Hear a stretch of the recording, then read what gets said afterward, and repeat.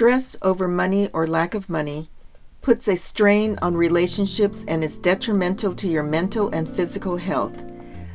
My guests today will discuss financial literacy and security. Robert Moore III, or Trey, is a data analyst with a regional bank in Central Florida, a former vice president of finance of a venture financial funding firm in Connecticut, and a former funding analyst at Goldman Sachs. He has a master's in economics from Duke University. He is a young millennial and will share some pearls from his personal experience and observations. Dora Moore, my second guest, is a former controller at Meharry Medical School in Tennessee, a CPA of many years, and has a passion for financial literacy. On this podcast, we will address with personal stories why a budget is helpful, what are credit cards good for, is there such a thing as good debt, and how much money is enough. Stay tuned. Baransu Balance Podcast with Dr. Ince emphasizes the interdependence and importance of a healthy mind, body, and soul. Welcome to another episode of Baransu Balance Podcast. Our guest today is Robert Moore from Orlando, Florida. Welcome. Christine, thank you for having me today. Okay. So we have a lot to talk about today, and I'm going to briefly go over what we are going to cover. We are going to cover the importance, or is a budget even necessary? We're going to talk about how to get rich, maybe not quick, and how to pay off debt, a little bit about credit cards. Is there such a thing as good debt? We'll talk about someone we both admire, Dave Ramsey, and the difference between saving and investing. So let's start off with my first question, Trey. May I call you Trey? Sure. Yep. Absolutely. Okay. Well, when I was in medical school and a newly married, I didn't think about things like budgets. As a matter of fact, I didn't have health insurance. I was 2 years into marriage. I found myself pregnant and without health insurance, and Christmas was coming. I was crocheting scarves for gifts and wasn't really aware of financial literacy or even the concept of financial security.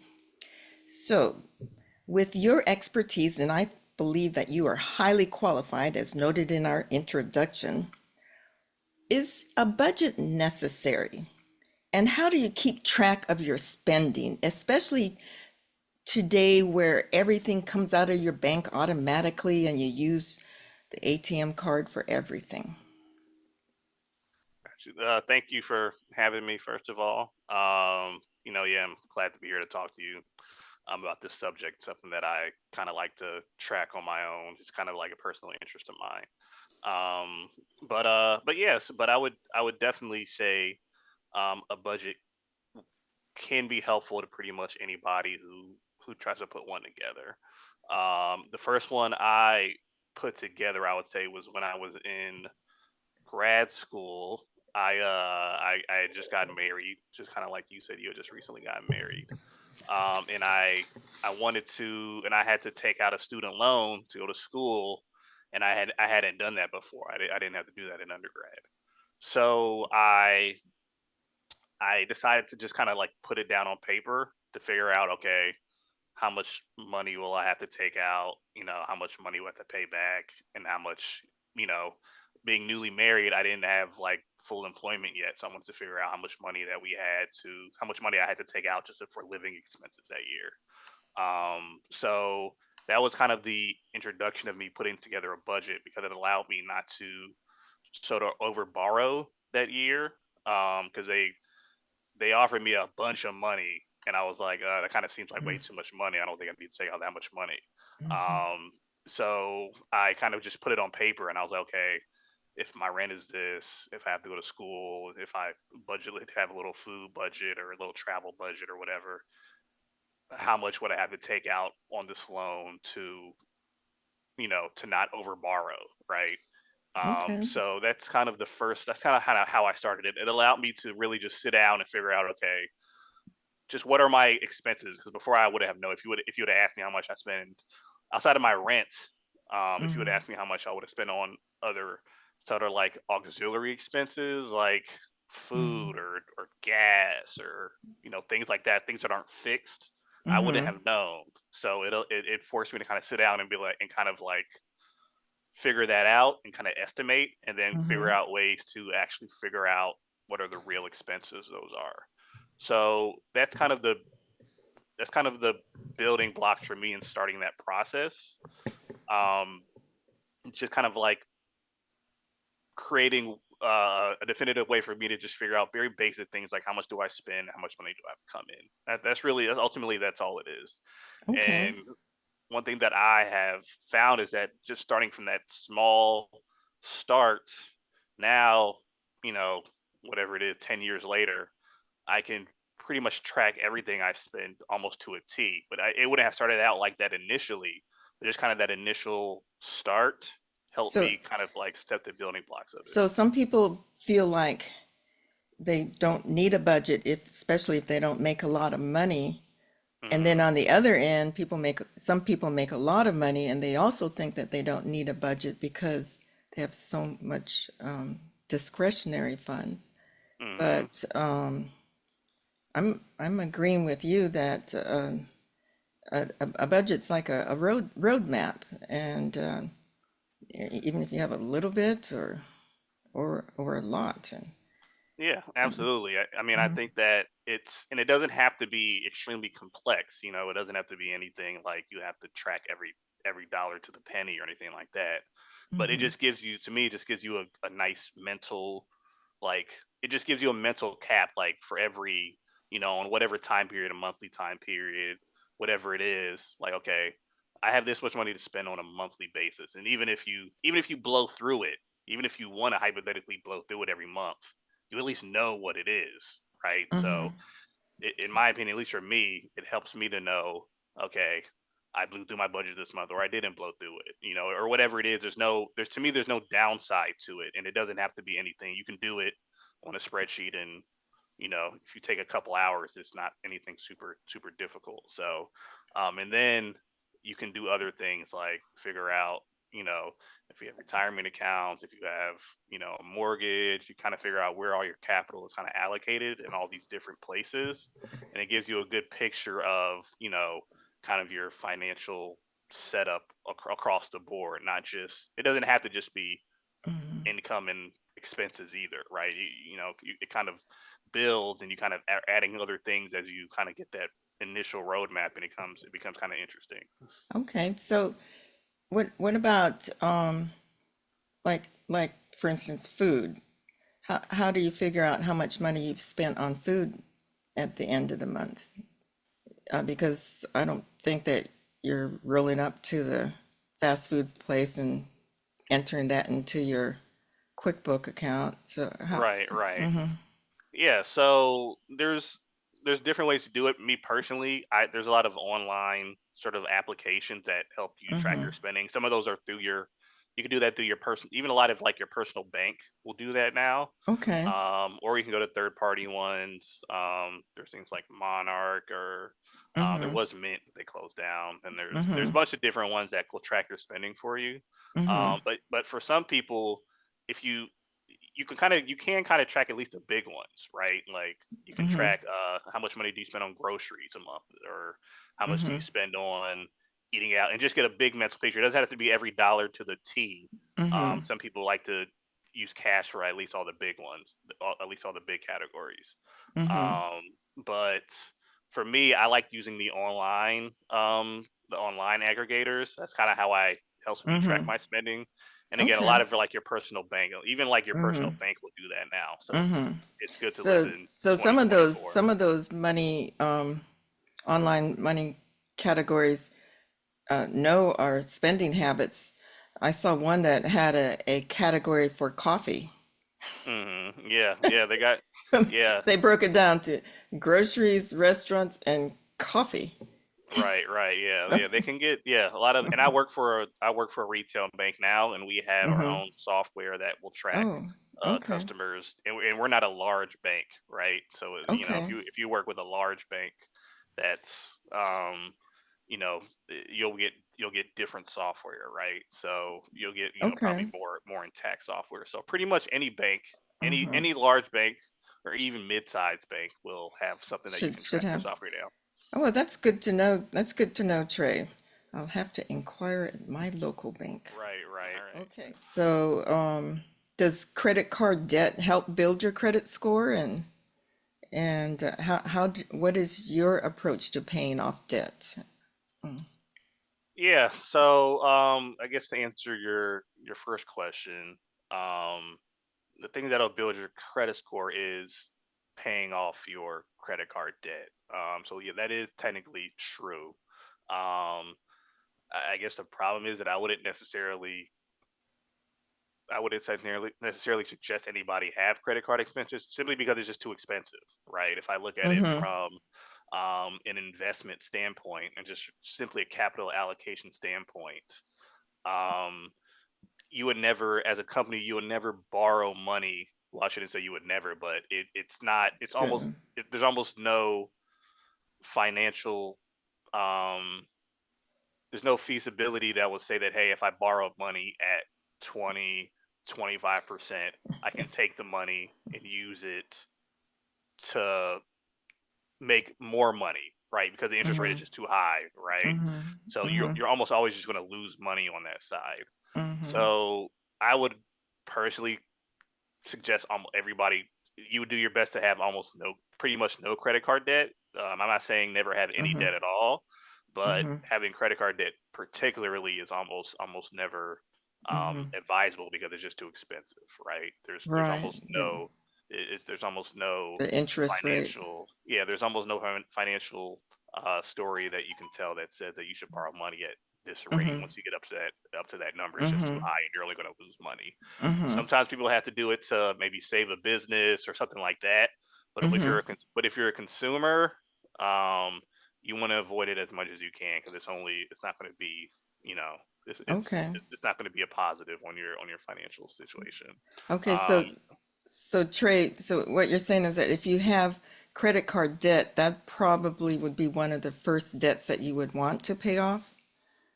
yeah, yeah. Just if you just look at a rate, you always, you know, you want to, for the most part, you want to make sure you just want to eliminate all high interest debt. So Okay. credit card debts, payday loans, things like that. Mm-hmm. You want to avoid that as much as can because again, strictly from a capital allocation Mm-hmm. standpoint, if you are going to have debt, you want lower interest debt as opposed to higher interest debt. But Mm-hmm. once you get up to the 20%, there's almost nothing that can offset a 20% interest rate. So Right. if you have Right. credit card debts, Mm-hmm. I would, you know, I understand sometimes people get into a jam. If you have Mm-hmm. it, then do your best to get rid of it as soon as you can. Okay. So, it, now my sister who may be teaching a financial literacy class this summer, she sometimes says that there's such a thing as good debt. Um, is there such a thing as good debt Yeah, for the average person? For the average person. yeah, I would say that there can be good debt.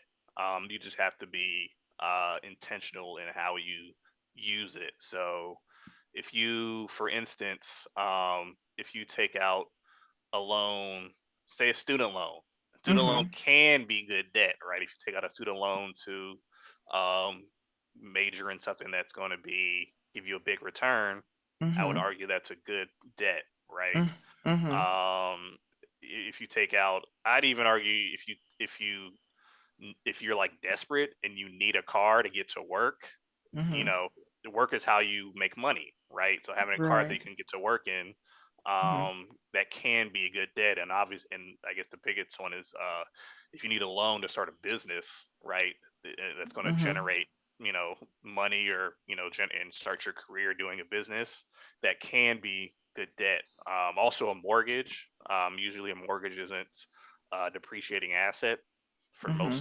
For most of the time, mortgage and houses have been appreciating assets. So taking out a mortgage loan can be good debt. It's pretty much just, um, could this asset or whatever you're investing the money into, is it going to create a positive return, right? Whether that be through work, whether that be through asset appreciation, or something like that. Then I would argue that it's good debt. Okay. Now that Okay. doesn't mean you can just take out however much you want. You still have to Mhm. you have to be a risk. You have to manage risk too. All right. Mhm. So that's a Mhm. part of that's a part of being that's a part of being good debt, right? I had the story initially when I said that when they offered me student loan when I first went to grad school, I didn't just take whatever they gave me just because I could have, right? That would have been Right. bad risk management, even though hypothetically it's for a good cause, right? Education.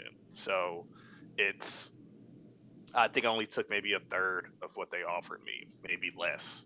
Um, but so you also have to manage risk, and the part where people get the part that's difficult to manage is the risk part. That's where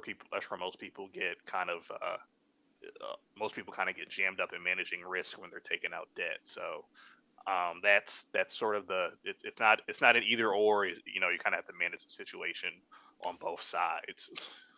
Sure. Okay. So so there is such a thing as good debt, like you said, um, borrowing money for a degree that you're pretty sure you're going to get a job when you finish, and a job that you enjoy, but that will also pay off your school loan.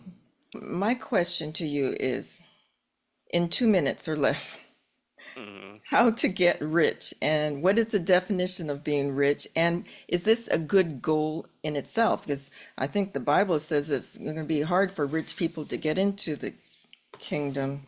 But the Bible also says the rich rule over the poor, the borrower is slave to the lender. Proverbs 22:7.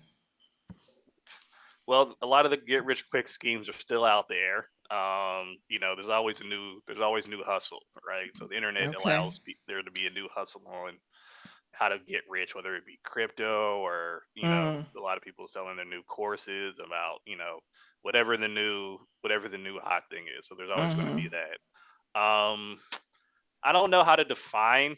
I guess in my opinion, I don't know how to define getting rich, because I guess that can mean different things for everybody. mm-hmm, But what I would say is, um, I wouldn't necessarily I wouldn't necessarily focus on getting rich, at least not me. I would focus this on being able to set up your finance so that you could plan long term as opposed to short term, right? You have a lot of people, most people, I would probably that usually only get to plan their finances on a short term basis, right? How am I going to make mm-hmm, my bills for this month, or how am I going to pay the school bill this month, or how am I going to pay the car? If the car breaks down, how am I going to pay the car repairs this month? mm-hmm, That kind of being in that cycle, it just it causes you to only think about your finances on a short term mm-hmm. basis, right? And And can increase your levels of anxiety and stress in the home. right, exactly. So when you're Mm-hmm, always only focusing on short term goals, usually you only get to you, you mostly only get to you make a lot of you could have a tendency to make a lot of not most optimal decisions when you're only okay. thinking short term, Okay. right? So you're only Mm-hmm, thinking about how to make the bills for this month, or how to pay this debt, or how mm-hmm, to how to do this on a short term basis. So mm-hmm, what I would say is that you want to get to a point in your finances where the short term things are always taken care of, and you get to mm-hmm, plan on the long term things, right? How can I Right. finance college, but your kid's not going to college next year, right? Your kids are Mm-hmm. going to college in 10 years. How can you finance Mm-hmm. um, buying a house for the long term? How can you finance your retirement for the long term? Um, I would say that would be my goal of, you know, being that. I would say that would be my definition of not necessarily being rich, but being um, financially Comfortable, stable, right? financially secure. So Right, exactly. that could be another title for this program, financial security, not just financial. Right. Yeah. Right. Mm-hmm. Because Mm-hmm. again, getting rich can be a lot of different things. So it's not. I can't necessarily. I'm not. I don't consider myself rich, so I can't. I don't want to say how other people Mm-hmm. should get rich. I don't want to be one of those guys. But Okay. but yeah, that's kind of just always been my goal. Like I can. Okay. Um, how can I I put myself in a agree. position? Yeah. I agree.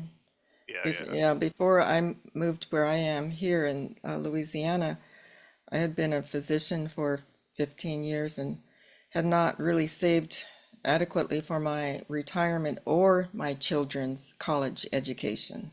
Mhm. And that was a wake-up call. So that, Right. and so then that's when my financial literacy kicked into gear.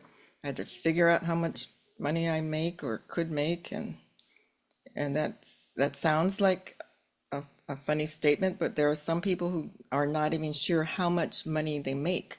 You know, Mhm. whether it's whatever reason, maybe the spouse takes care of the money aspects, so they're not sure how much they personally make, or maybe they work. What is that called? The gig economy, or Yeah. If you so? don't have necessarily like a salary, but you work, Right, right. sort of contracting jobs and things like that. Contracting, Yeah. right. So it's important to number one, in my opinion, to at least know how much you make or how much income is coming into the house. Welcome, Dora Moore, all the way from Nashville, Tennessee. Dora has a passion for financial literacy that dates back to childhood. Was just an unusual child. I don't know why, but I was just drawn to numbers. And I listened to our parents discuss financial issues. I can remember every cost of every home or purchase or whatever, and I would listen about interest rates, and it was very interesting. So I became very financially literate as a child. And so research has shown that individuals have their financial literacy index, or their ability to obtain and retain financial skills, etc., throughout life. It has a lot to do with your upbringing, or what it was role modeled in your home. And so, unfortunately, a lot of individuals don't have that role modeling. So, whereas our parents took us to the bank and opened a savings account and role modeled that when you get the little quarter from the fairy godmother that comes when the tooth falls out, you put it in a piggy bank, and once you get $5, you put it into the bank. So those little role model things stuck with me throughout the years. And so, but every So decision. what about that young parent uh, in their 30s or 40s? What do you think that they should be well versed in at that stage in their life? So if I can go back just a little bit earlier in their life, it's important to make sure that you have the tools to make the proper decisions at that point to get to your 30s and 40s, where you're making bigger decisions. So even as a teenager, the decision to learn how to drive, that's huge. If you can't drive, usually it's going to impact your financial health later on. Um, and so, but in terms of in the 30s and 40s, they definitely should have already looked at things like investments, and having a diversified investment strategy, retirement funds, investing in retirement funds. Most employers no longer do pensions unless you work for maybe the IRS or something, the government. And they do what they call like a 403B plan or K 4 401k plan where you contribute money into a retirement fund and your employer matches you. And I can never understand why employees would not take advantage of a 100% return on every dollar that they invest. And it's pre-tax, meaning you don't pay taxes on that. It's a deduction from your income if you're a salaried employee. So those types of decisions, everything in life is about decisions. So here is a hypothetical, although realistic question from a listener. I heard that you should prioritize your retirement over funding your children's education. Is that true? I am 41 years old and make about $60,000 a year and haven't started saving for retirement. I don't want my child to struggle to pay off her college debt like I did. If you are the parents and you had a choice between funding your own retirement fund and paying for your children's education, I would highly advise for you to invest in your future. And it would be doing your children a favor as well because you will be set for retirement and will not be looking to them to support you in your golden years. And at the same Okay. time, Yeah. right, you don't have to take care of them if they have their education. And they allow students to Mm-hmm. take 20, 30 years to pay back those student Whatever it loans. is. So you Mm-hmm. Right. should probably always always prioritize saving for retirement, because it's over an indefinite period of time, Mm-hmm. a time that you may not necessarily be able to work as much as you do, especially because most people, most people, especially if you're working a job that's like manual labor, right? It's not like I'm just sitting at a Mm-hmm. computer every day. Mm-hmm. If I'm working manual labor, if I have to be up, if I have to be moving, which is most of the jobs. I mean, I know a lot of people do work behind a computer, but most jobs are still, um, being outside, being on the road, being on the move. Mm-hmm. Mm-hmm. So for the vast majority of people that are working those jobs, you're just not going to be able to work that job, as you get older. So I would probably agree with that. When it comes to school, Mm-hmm. um, I'm not saying it's a great option, but you could still, as of today, you can still borrow for school, right? So it's Mm-hmm. not like you can't go. You still have more options. You have more options to Mm-hmm. go to school, um, that don't involve just your parents paying for it, Mm-hmm. than options if you get to retirement age and you don't have enough money, right? Mm-hmm. So one has more options. You could not go to college. You can just start working. You can borrow for college. You can go to cheaper college. You can go to the military. There's a bunch of different options, Mm-hmm. when you're that age to further your career than Mm-hmm. somebody who gets to a retirement age and hasn't saved enough money. So I would probably agree with that. I would agree with that assessment. Okay. So, if anyone wants to comment on that, feel free to comment. But I also believe that you could probably do both, save for retirement and for your child's college education. There are ways to do both, but I definitely understand the concept. You don't, in my opinion, you definitely don't want to cash in your 401k plan to fund your child's college education.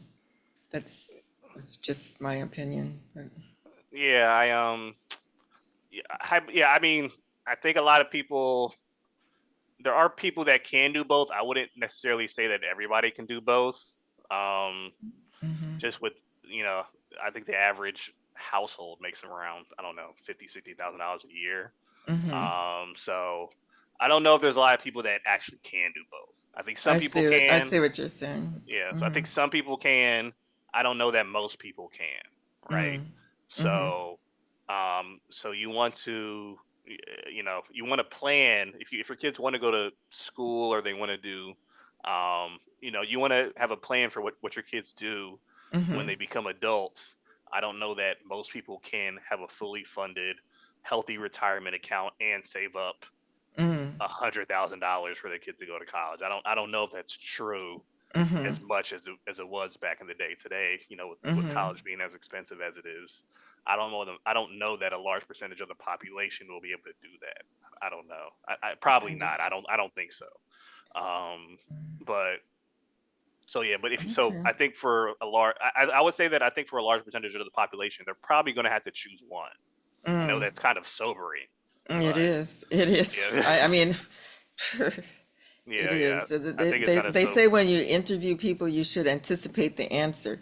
I don't think I anticipated that, but definitely sounds like Yeah, a yeah, correct assessment. yeah, Mm-hmm. especially because most people, especially you have more Mm-hmm. than one kid, right? Like, okay, Right. am I going to be able to save up for Two, all three, two, four three kids to go kids. to Yeah. college and solely fund the whole thing? Right. you know, Small Right. percentage of the population is going to be able to do that. Most people are going to Mm-hmm. have to take out loans if they're going to want to go to school.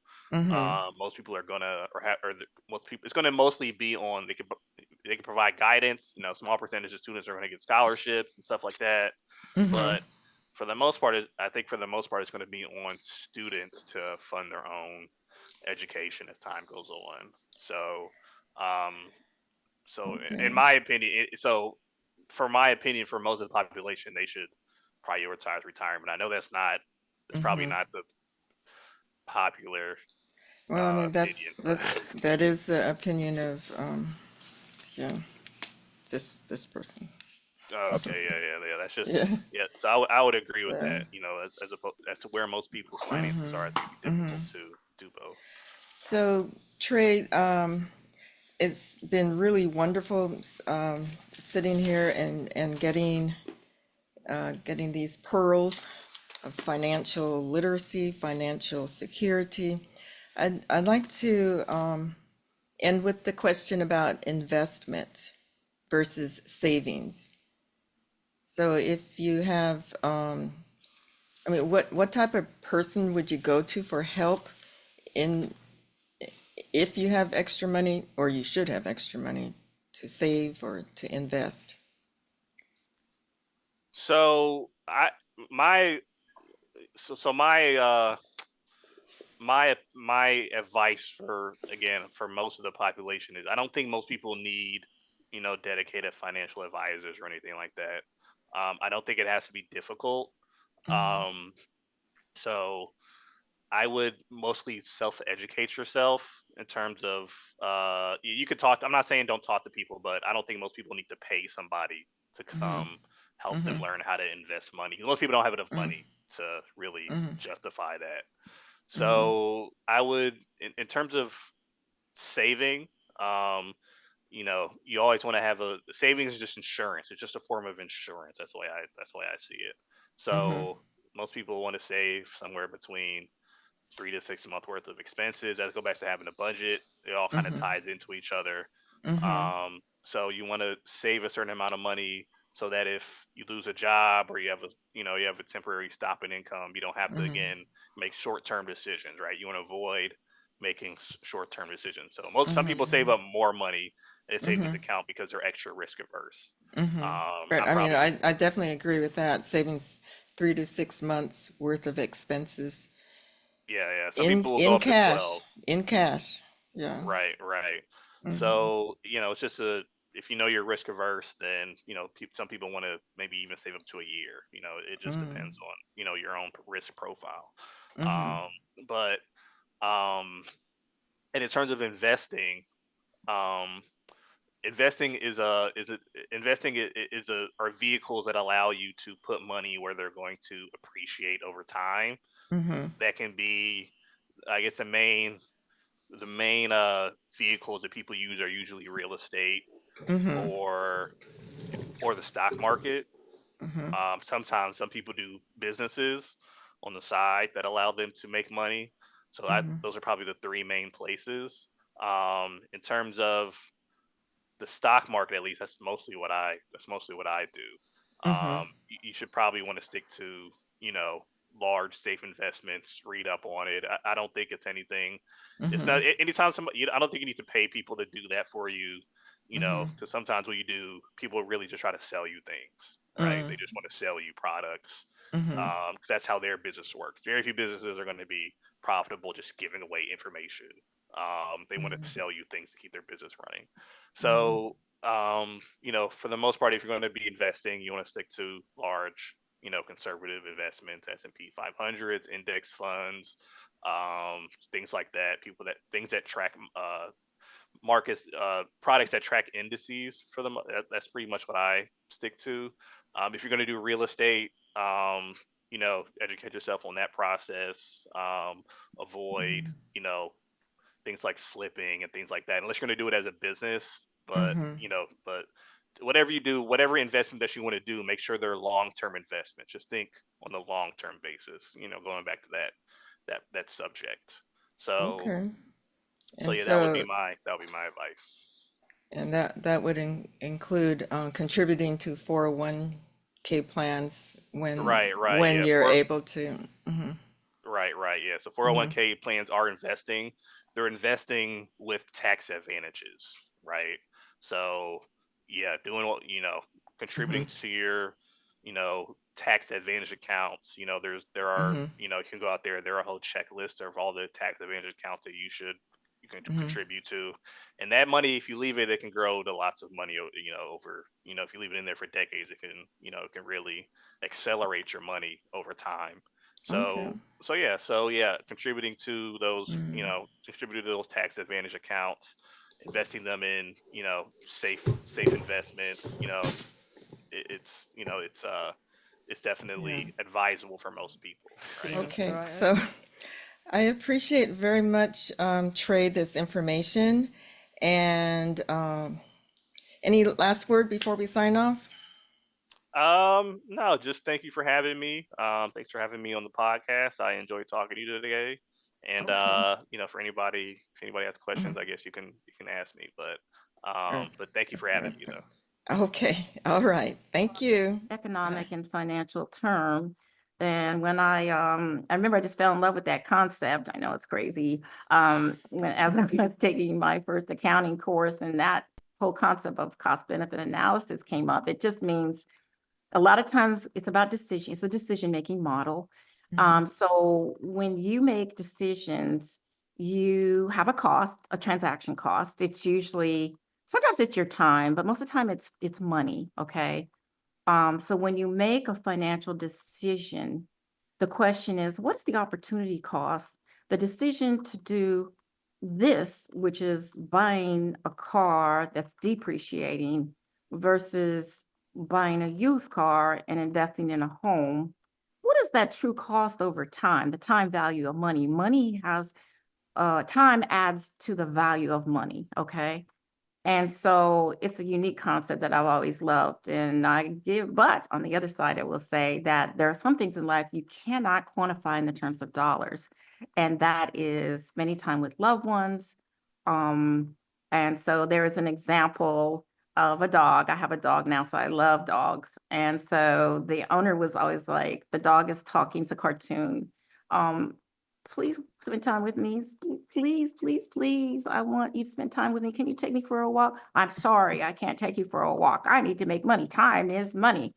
And this went on day after day, and the little dog was so sad. And finally, the dog says, the owner says, why do you want me to spend time with you when you know I'll be missing out on my money? And then the dog looks up with the little eyes and says, but I'm the only friend that you have. Oh.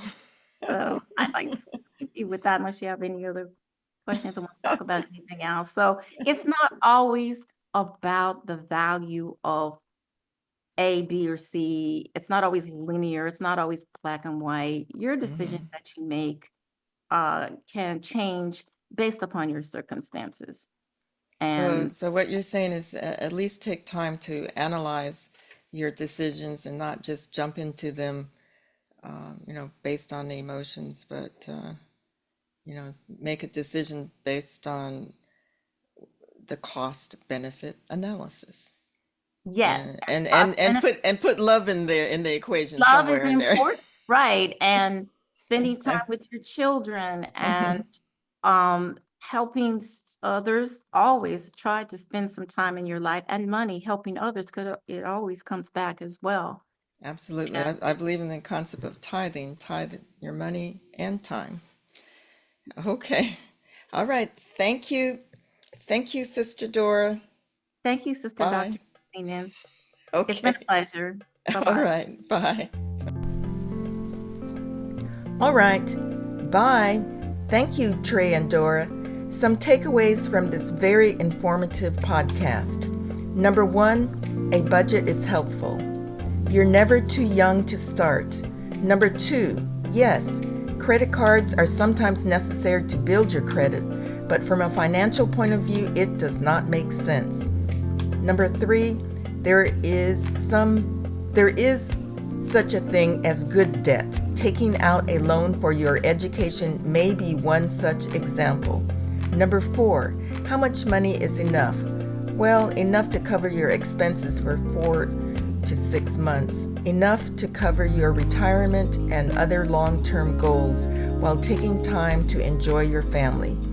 This was a complex subject to cover in a short time, and I would recommend that you do further research into financial literacy. Take a class or read a book. See references. On a spiritual note, my husband and I believe in the concept of tithing. Put God first. This is Dr. Christine Ince wishing you a balanced mind, body, and soul. Thanks for having me. Thanks for having me, Mom. Or should I call you Mom, or should I call you just Miss Nance? Well, Good morning, Dr. Ince. I feel like I've known you all my life. get Thank cut.